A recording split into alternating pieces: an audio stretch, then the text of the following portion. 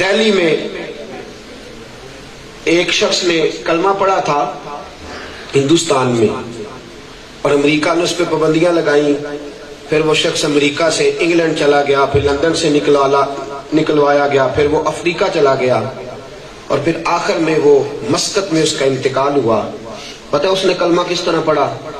اس شخص نے 3 جلدوں میں رسول پاک علیہ السلام کے اخلاق حسنہ پہ انگریزی میں کتاب لکھی تھی. اور پتہ ہے آپ کو مسلمان کیسے ہوا تھا؟ وہ آیا دلی کی جامع مسجد دیکھنے. وہ کہتا میں نقشے بناتا تھا، نقشہ نویس تھا، تو جو پرانی عمارتیں تھی پرانے مغلوں کے زمانوں کی بنی ہوئی ان کو میں دیکھتا دیکھتا یہاں آیا. دلی کی مسجد میں داخل ہوا، کیمرہ میرے پاس تھا، تو میں نے دیکھا ایک فقیر بیٹھا ہے، ٹانگوں سے معذور ہے، اور وہ دلی کی مسجد کے دروازے پہ بھیک مانگ رہا ہے. وہ شخص کہتا ہے میں نے جیب سے بٹوا نکالا اور $1 نکال کے اس فقیر کو تھمایا، پینٹ میں ڈالنے لگا بٹوا تو بٹوا میرا گر گیا. میں اندر گیا، مسجد کے سارے دروازے دیکھے، اور جہاں سے مجھے جو چیزیں چاہیے تھی ان کی میں نے فوٹوز بنائی، اور میں چلا گیا کسی اور دروازے. اب وہ فقیر نے بٹوا اٹھایا اور اٹھا کے وہ ٹٹولنے لگا کہ وہ شخص کدھر گیا جس کا بٹوا گرا. کہتا ڈھونڈتا رہا لیکن ملا نہ، کسی اور دروازے سے گزر گیا. وہ شخص کہتا 6 مہینے کے بعد میں دوبارہ پھر مسجد میں کچھ تصویریں اور لینے کی ضرورت پڑ گئی، پھر آیا تو فقیر دروازے پہ بیٹھا ہے. جب میں نے اندر قدم رکھا تو جھٹ سے اس نے کہا مجھے جانتا بھی نہیں، ترجمان میرے ساتھ تھا. کہنے لگا صاحب جی بٹوا گر گیا تھا، پیسے تو پورے کر لو. وہ شخص کہتا ہے میں نے اس شخص کی حالت دیکھی اور پھر میں نے بٹوا کھولا، $1 پورے. دامان نے توکل کی یہ خوبی ہے کہ اس پر پیبند لگے ہوتے ہیں پر دھبے نہیں ہوتے. ہم بے وقار نہیں، باوقار نبی کے غلام ہیں. بھوکا مرتے ہیں پر کسی کے حق پہ ڈاکہ نہیں ڈالتے.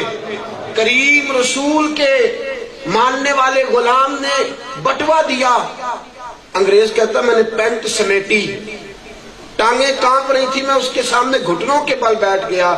میں نے کہا یار تو $2 مانگتا ہے سارا دن، تیرے ہاتھ ہزاروں $1 آئے تھے، $1 بھی کم نہیں، تو نے کیوں نہیں استعمال کی؟ اور پھر تو نے چرائے بھی نہیں، گرے پڑے ملے ہیں. تو فقیر اس انگریز سے کہتا ہے دل میرا کیا تھا میں کھا لوں، پر پھر میرے دل میں خیال آیا تو عیسیٰ کا ماننے والا، میں تو محمد کا غلام ہوں صلی اللہ علیہ وسلم. تو جناب عیسیٰ کا ماننے والا ہے، میں تو کالی زلفوں والے کا نوکر ہوں.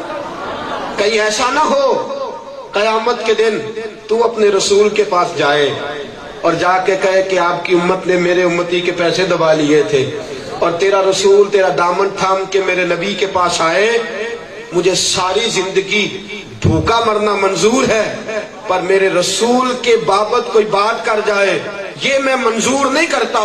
وہ کہتا میں کافر تھا، کلیجے میں کافر کا دل تھا، کبھی نہ رویا تھا، لیکن رسول کے غلام کی بات سن کے میں رویا. میں نے کہا جس نبی کے امتی فقیر ہوں تو باوقار ہوتے ہیں، وہ رسول کتنی عزت والا ہوگا. پڑھاؤ کلمہ میں بھی غلام بن جاتا. دوستو یہ کردار ہے مسلمانوں کا. یاد رکھو تیرا اور میرا کردار رکاوٹ ہے. تقریروں سے انقلاب نہیں آتا، کردار سے انقلاب آتا ہے.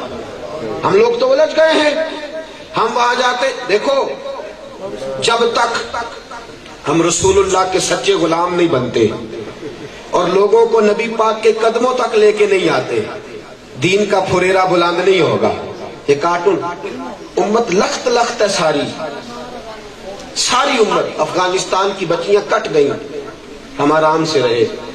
عراق کے لوگوں کے گلے پہ چلا کے نا انہوں نے بلیڈ، ان کے اندر پٹرول ڈال کے آگ لگائی، ہم خاموش رہے.